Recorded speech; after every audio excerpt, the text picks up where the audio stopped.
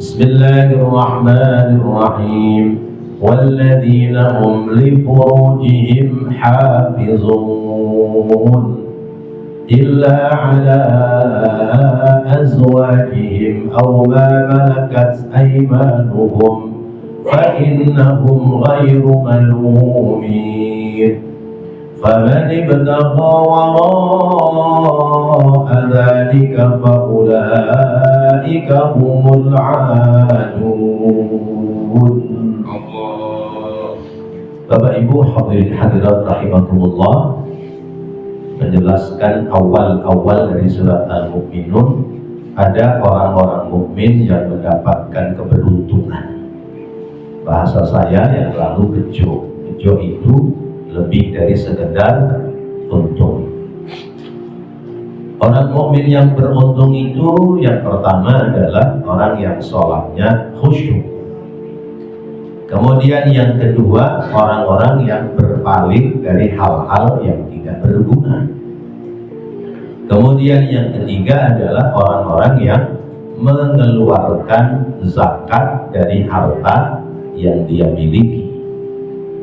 Maka yang keempat, walladzina hum li furujihim hafizuna, yaitu orang-orang yang menahan diri, menjaga diri dari kemaluan mereka, yakni alladzina qad hafizu furujahum minal harami,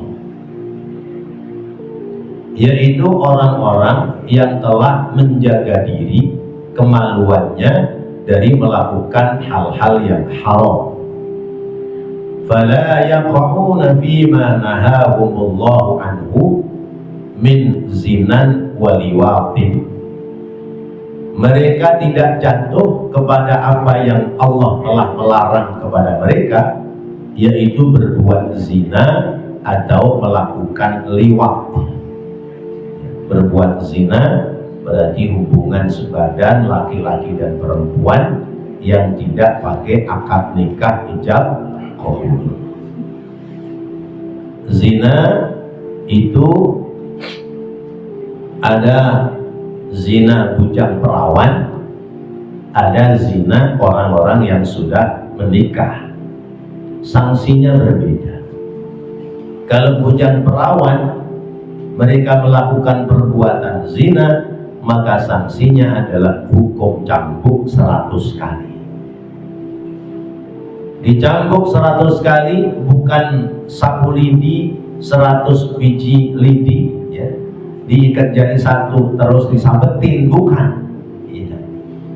Ya.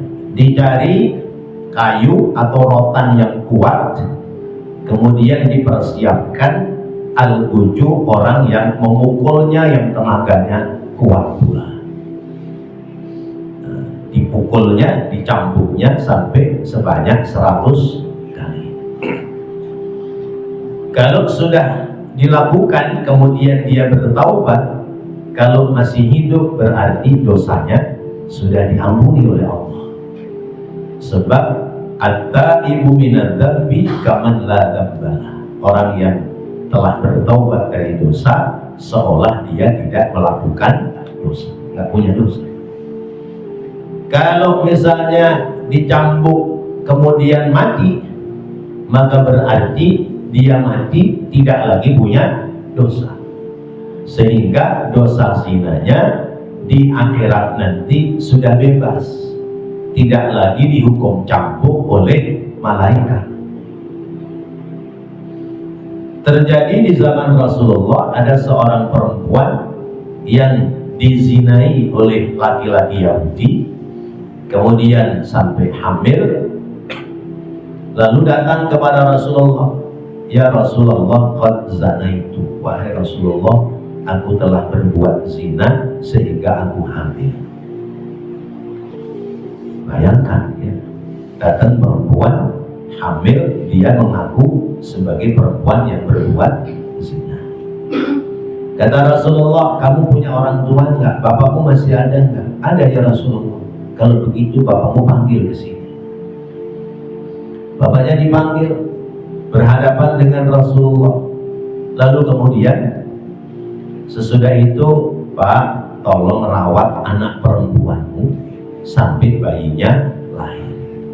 Nanti kalau bayinya lahir, baru bawa ke sini, dilakukan hukum cambuk. Begitu bayinya lahir baru seminggu, ya, katakan baru seminggu lah. Karena ini perempuan takut dosa berbuat zina, ingin bertobat, datang lagi kepada Rasulullah. Ya Rasulullah, bayiku sudah lahir, maka silahkan dilakukan hukum buat diriku. Kata Rasulullah, kamu masih lemah baru melahirkan, bayimu masih kecil, butuh rawatan dari ibunya. Udah, rawat aja dulu bayimu sampai kemudian bayimu kuat dan kamu sudah tidak lemah lagi. Nanti kamu datang lagi kemari. Begitu bayinya sudah mulai kuat, ibunya sudah kuat, datang lagi kepada Rasulullah, maka dilaksanakanlah hukum cambuk. Rasulullah memerintahkan salah seorang sahabat yang paling kuat secara fisik untuk memukul itu perempuan. Begitu dipukul 100 kali, meninggal dunia.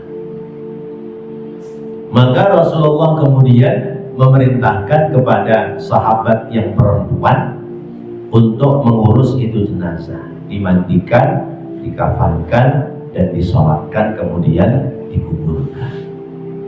Sampai-sampai Sayyidina Umar mengatakan, ya Rasulullah, kan dia wanita yang berbuat zina. Iya, dia berbuat zina, tapi dia telah bertaubat. Kemudian sudah dilaksanakan hukum cambuk, maka berarti ini perempuan tidak lagi punya dosa.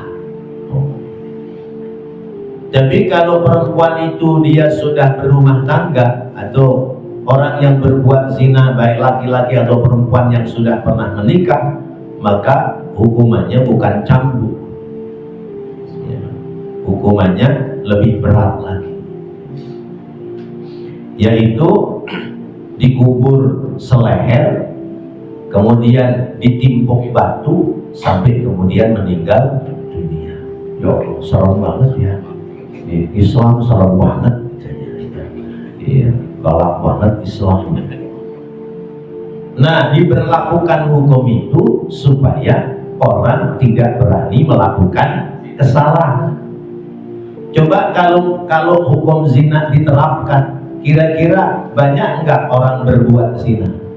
Enggak ada, enggak berani. Daripada zina ya mendingan nikah. Ya.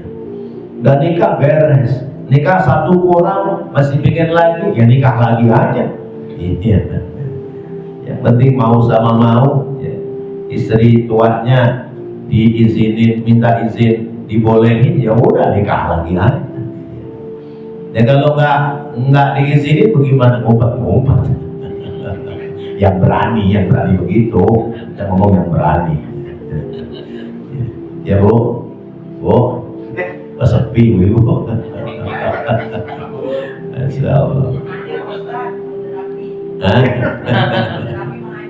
Oh, orangnya boleh. Jadi orang-orang yang mampu memelihara kemaluannya, tidak melakukan perbuatan zina kecuali hubungan sebadan dengan istri-istrinya, maka mereka itu orang-orang yang tidak tercela. Atau ma malakat aimanuhum, atau budak-budak perempuan yang mereka beli, yang digauli tanpa harus menikah. Zaman dulu begitu.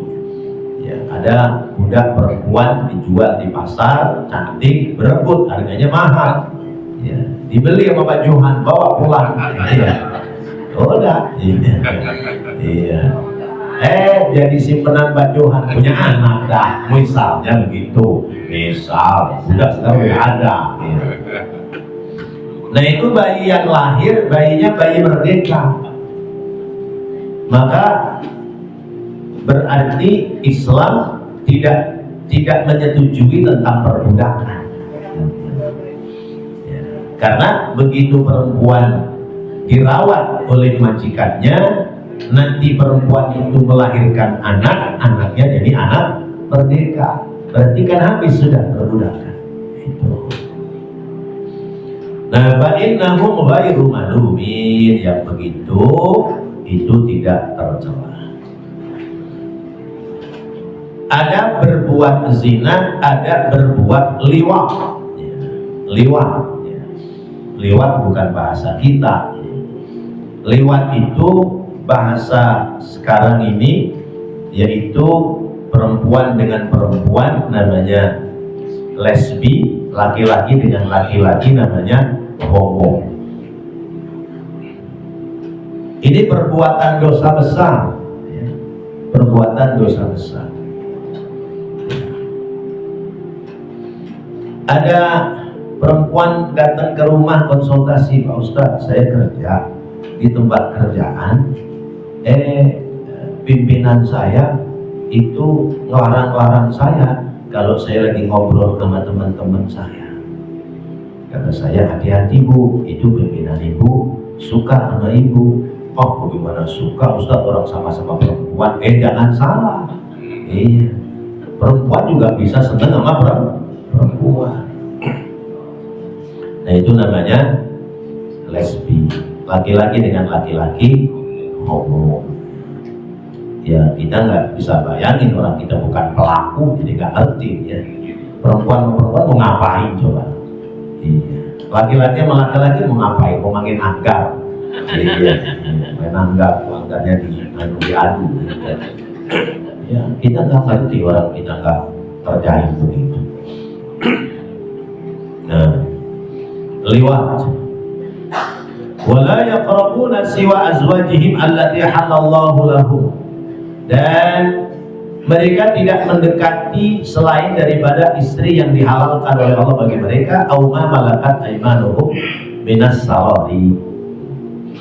Jadi kenapa orang laki disuruh cari perempuan, nikah perempuan, cari yang cantik? Supaya kalau melihat yang cantik, ingat di rumah sudah cantik. Sekalipun cantik itu relatif, ya, relatif. Kata orang cantik, ya. Kata kita cantik, kata orang cantik mata lu blere, rambut tak begitu cantik. Apa cantik banget kedua katanya. Nah, jadi begitu. Orang laki kalau lihat bening di luaran, maka buru-buru pulang. Iya. Yang diserang istrinya. Nah, begitu. Ya. Jadi nggak kebayang-bayang sama yang lain. Ya. Imam Syafi'i pernah ditanya, Tuan Guru, saya ini kenapa ya kalau lihat istri saya jelek, lihat istri orang kelihatan cakep, bagaimana Tuan Guru? Ya. Lihat perempuan di luar cakep-cakep, ya, lihat yang di rumah butek aja Tuan Guru, bagaimana? Kata Imam Syafi'i, kalau kamu ingin lihat istrimu cantik, jangan lihat perempuan lain. Ya. Jangan lihat perempuan lain. Kalau di luaran pakai kacamata kuda. Jadi nggak lihat perempuan lain, pasti istrinya paling cantik. Yang di luaran itu kan kelihatan cantik karena dipoles. Istri kita kalau dipoles juga nggak kalah cantik sama mereka. Ya. Artis itu mula-mula muncul masih butek, lama-lama makin cakep, makin cakep, makin cakep. Karena apa? Didandani. Ya, hidung kurang panjang ditambel, ya, disambung, bibir kurang seksi disuntik, ya, janggut kurang aduhai ditambahin lagi. Itu jadi lama-lama kelihatannya cantik. Padahal itu polesan semua. Apa namanya? Mitasi. Ya, hidungnya panjang, tapi takut kena panas. Sebab kalau kena panas lumer. Nah, kayak kita panas setiap hari bodo amat ya. Enggak takut lumer kita ya. Iya. Ya Allah. Lumer. Iya. Lihat tuh artis-artis glowing. Ya, mereka glowing karena pakai alat-alat. Kita glowingnya cukup pakai air wudhu. Nah, jadi orang laki kalau di luaran lihat perempuan dia ada syahwat, buru-buru belokin tuh motor pulang. Maka kata Rasulullah, wahai para wanita, penuhilah suamimu walaupun kamu sedang di atas kendaraan onta. Masya Allah. Jadi kalau orang laki minta, kudu dikasih. Ya. Kalau nggak dikasih, suami ngambek, marah semalaman, ya, maka itu perempuan mendapatkan laknat dari Allah Subhanahu Wa Taala. Kata bapak-bapak ini, yes, asik. Iya, emang masih kuat ya. Yes doang, kuatnya enggak. Maka perempuan ya udah. Bahkan kalau sudah 3 hari suami nggak nyolek-nyolek, ibu kudu nawarin. Iya. Pak, mau nggak nih? Gitu. Ya.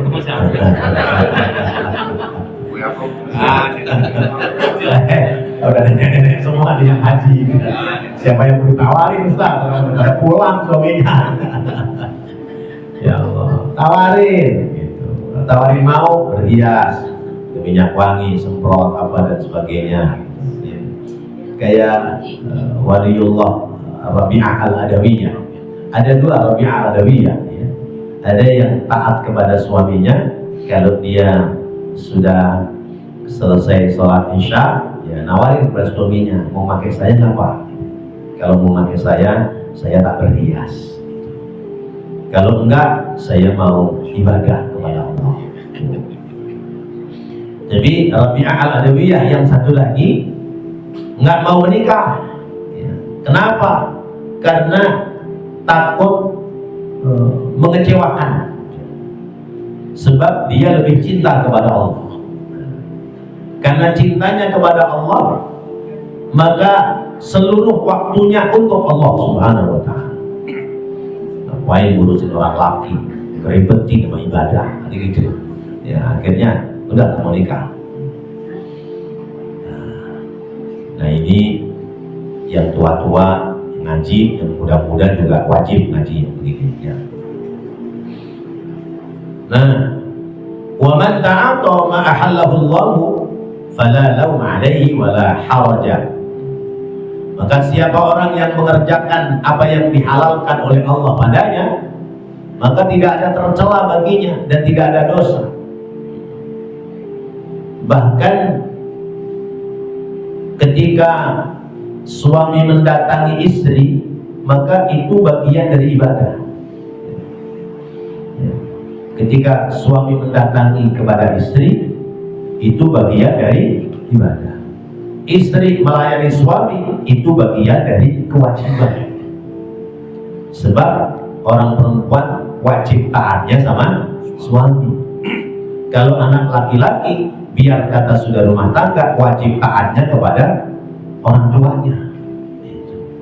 Maka seorang perempuan, kalau suaminya dipanggil ibunya, dia berangkat meninggalkan dirinya, kudu bersyukur. Kenapa? Ini suami adalah calon surga. Sebab tetap taat kepada kedua orang tua. Ini yang diperintahkan oleh Allah. Fa innahum ghairu malumin. Enggak ada celah. Tapi faman ibtagha wara'a dzalika, siapa orang yang ibtigha wara'a dzalik, melakukan pekerjaan selain daripada itu, berarti menyalahi, fa ulaika humul adun, maka mereka adalah orang-orang yang al-aduna, melampaui batas.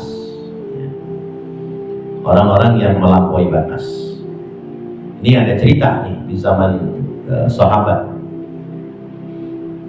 Jadi kan dikatakan bahwa laki-laki yang memiliki budak-budak itu boleh digauli tanpa harus nikah. Nah, kejadian di zaman sahabat, Riwayat dari Imam Qatadah, anna imra'atan ittakhadat mamlukaha wa qalat ta'awwalat ayatun min kitabillahi aw ma malakat aymanuhum. Jadi boleh menggauli budak-budaknya, maka ini perempuan nyari budak laki-laki yang ganteng, terus diajak hubungan sebadan. Kata ini perempuan, saya akan mengamalkan ayat aw ma malakat aymanuhum. Ya, boleh bergaul dengan budak-budaknya. Yang boleh itu orang laki-laki. Orang perempuan, dia apalagi punya suami, beli budak laki-laki ganteng suruh gaulin dia, nggak boleh. Ya, nggak boleh. Karena dalam Islam itu tidak ada poliandri. Yang ada adalah poligami. Poligami itu suami satu, istri maksimal 4. Ya, maksimal 4 kalau mampu, ya. Ya, kalau nggak mampu atau nggak bisa adil ya satu aja nggak habis-habis. Ya. Nah, istri 1, suami 4 nggak boleh. Iya, nggak boleh, karena logikanya begini. Kalau suami 1, istrinya 4, itu tekonya 1, gelasnya 4, maka teko 1 masih bisa nuangin gelas yang 4. Kalau isinya air dikit, berarti diisiin ke gelasnya dikit-dikit kebagian semua. Lah sekarang kalau gelasnya 1, tekonya 4, bagaimana ada tuh gelas? Ya tumpah kebelepokan. Itu di logika aja, logikanya begitu. Maka nggak boleh. Termasuk ini sebuah jawaban di mana besok di negeri akhirat yang punya bidadari adalah orang laki-laki.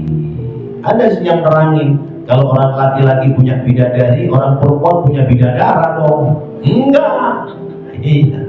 Enggak. Oh, enak di orang laki, enggak enak di orang perempuan. Bukan begitu. Ya. Karena di dunianya juga seperti itu.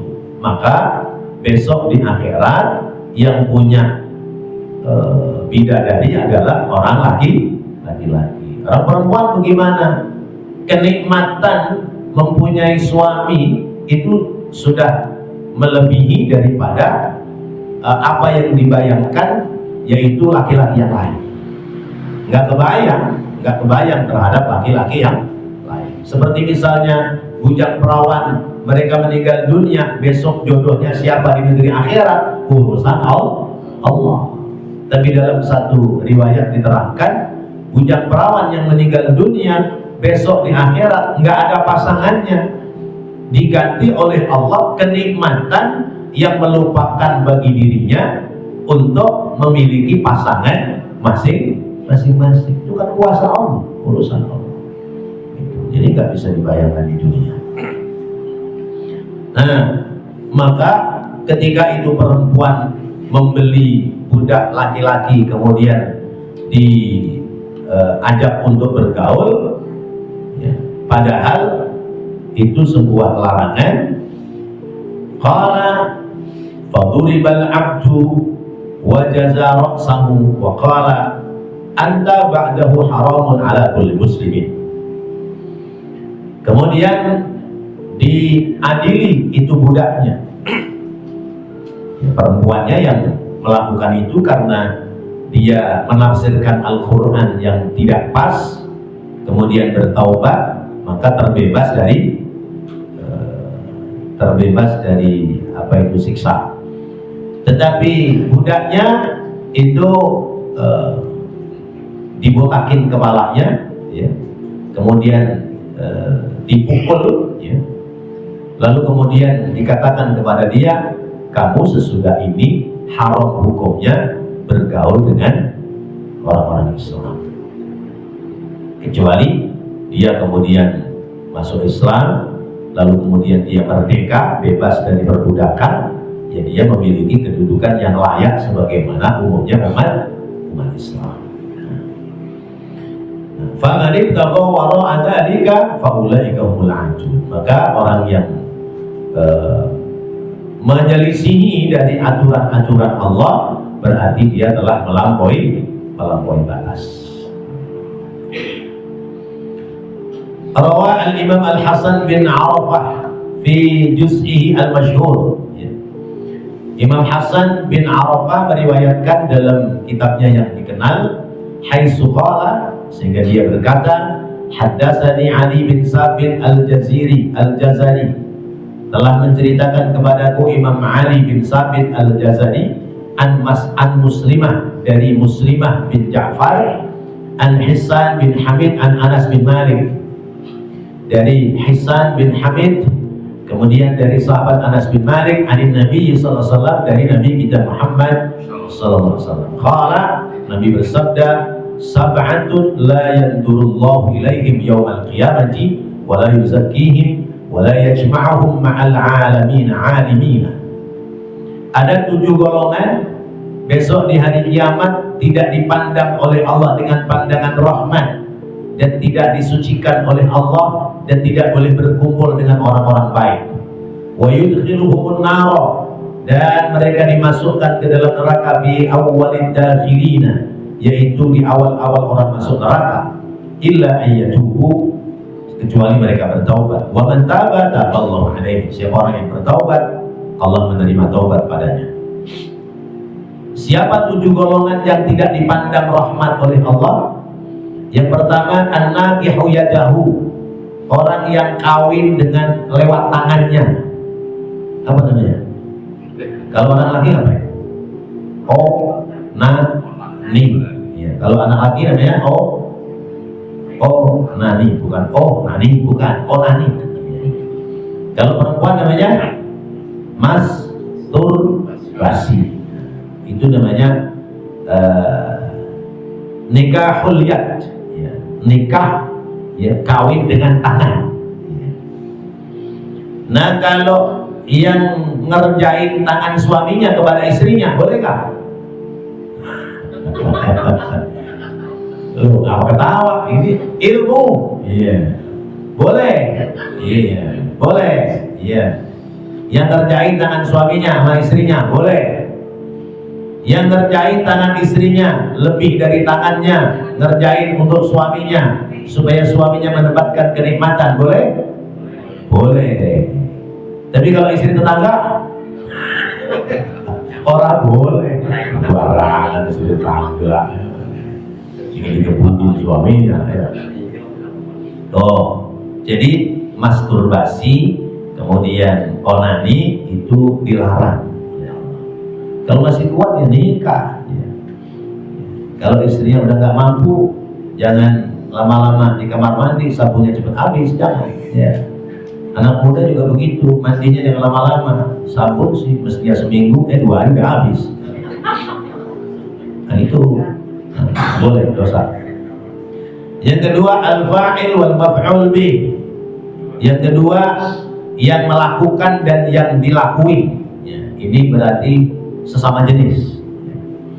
Itu Allah tidak memandang dengan pandangan rahmat, tidak disucikan dan tidak dikumpulkan dengan orang-orang baik, yaitu tadi lesbian dan homoseks, apalagi transgender, ya, ACDC, ya, sama laki-laki bisa, sama perempuan bisa, itu ACDC. Masya Allah. Yang ketiga, wa mudminul khamri, orang tukang mabok, itu tidak dipandang rahmat oleh Allah. Yang keempat, wa dharibu walidayhi hatta yastaghisa, anak yang berani mukul orang tuanya, ya, sampai orang tuanya minta tolong sama orang lain. Tuh. Ada yang begitu. Ini bukan mukul lagi, bunuh maknya.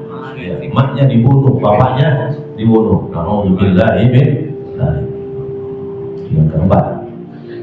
Yang kelima, wal mu'dhi jiranahu hatta yal'anuhu, orang yang senang menyakiti tetangganya sehingga tetangganya melaknat kepada dirinya. Oh, jadi nih, dengerin. Ya, apa kata ibu, rungokno, dengerin. Orang senang menyakiti tetangganya sampai tetangganya melaknat. Ya Allah, tuh orang nggak ada baik-baiknya begitu ya Pak. Kesumpahin aja mati, mending mati modal gitu ya. Nah itu orang ya jauh dari rahmat Allah besok juga. Kita kan diperintahkan hormat kepada kita punya tetangga. La yu'minu ahadukum hatta tidak disebut beriman salah seorang di antara kalian sehingga kalian menghormati kepada tetangganya. Wa nakihu halilatu jarihi. Nah ini yang tadi dikatakan. Orang laki-laki ya, menzinai perempuan tetangganya, atau sebaliknya orang perempuan berbuat zina kepada laki-laki tetangganya. Rupanya sambil jemur pakaian sambil kedip mata, ntar sejam lagi gue berangkat. Oh, ya. Ada tangganya kedip mata juga, ya gitu. Begitu sepeda motornya udah bunyi jalan gitu, udah tuh perempuan keluar dari pintu, kedip mata lagi yang kedua kali. Tengok-tengok udah sepi orang masuk. Itu namanya an-nakihu halilatu jari. Ini bukan ngomong begini, bukan punya pengalaman begitu, bukan. Kalau bapak-bapak udah curiga aja, jangan Ustadz nih, enggak. Ya. Sering kejadian begitu. Ya, suaminya ya, kerja, istrinya dikerjain. Masya Allah. Nah, ini hal-hal yang seperti ini itu namanya ibtagha wara dzalika, menyelisihi dari apa yang dibolehkan oleh Allah Subhanahu wa taala. Maka mereka adalah al-'adun, orang-orang yang telah melampaui batas. Sebelum saya lanjutkan, tadi ibu ada yang mau bertanya, silakan.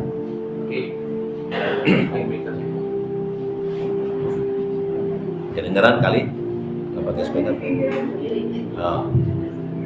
Oh, boleh bu, nggak pakai speaker bu, biar kedengeran. Ya. Oh, usah. Ya. Assalamualaikum warahmatullahi wabarakatuh. Waalaikumsalam. Ustaz mau nanya tadi masalah yang dijelaskan oleh Pak Ustaz hukum cambuk maksud saya. Nah sekarang ini kan kejadian masalah ya. segala macam itu namanya kejadiannya Pak Ustaz. Ya. Nah itu bagaimana? Kalau memang itu dilanjutkan, sudah hamil baru nikah, Ya.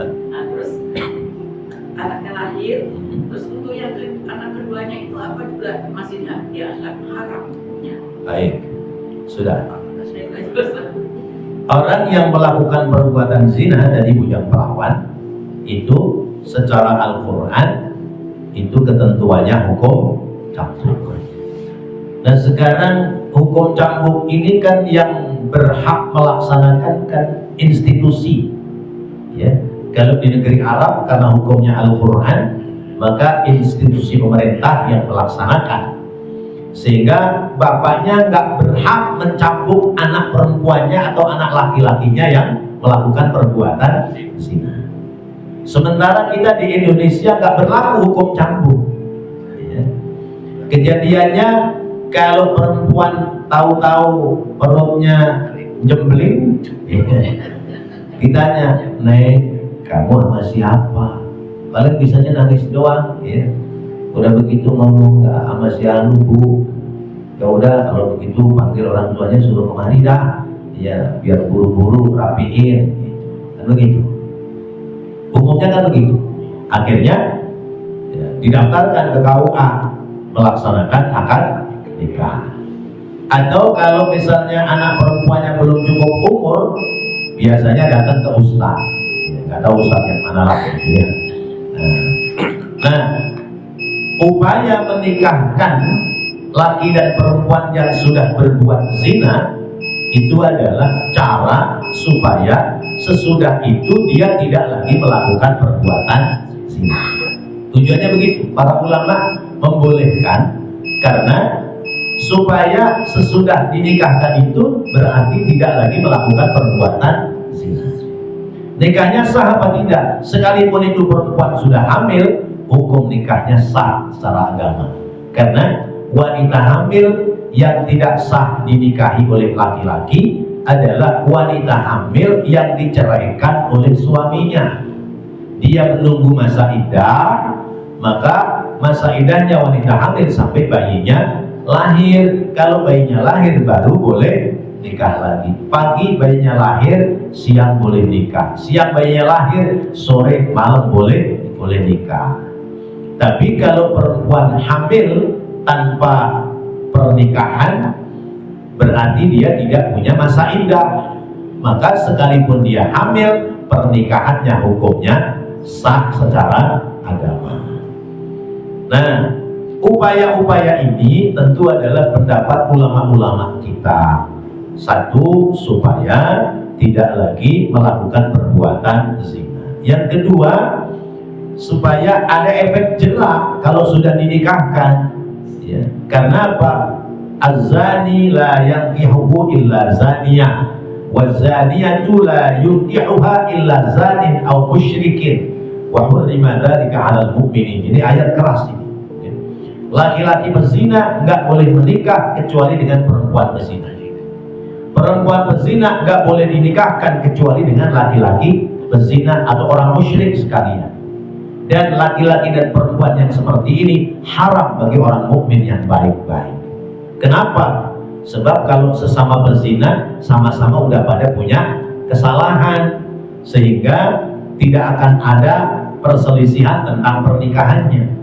Tapi kalau misalnya laki-laki baik menikahi perempuan yang zina, lah saya nikahin kamu sudah nggak perawan lagi, tak jadi masalah di depannya. Atau sebaliknya, wanita yang perawan dinikahi oleh laki-laki tukang pezina, laki-lakinya udah punya pengalaman, kan jadi masalah juga dalam hidupnya. Paling tidak itu. Lalu kemudian bagaimana tentang dosa dia? Sementara tidak ada hukum cambuk, maka tubu ilallah, bertobatlah kepada Allah. Nggak ada jalan lain. Ya, jalan satu-satunya adalah bertaubat kepada Allah, berjanji tidak ingin mengulangi kembali, lalu perbaiki diri menjadi orang yang lebih baik. Itu cara menghadapi kondisi keadaan ya ketika sudah terlanjur melakukan perbuatan zina. Lalu mana yang disebutkan anak haram? Sesungguhnya nggak ada anak haram, ya, karena anaknya nggak punya dosa.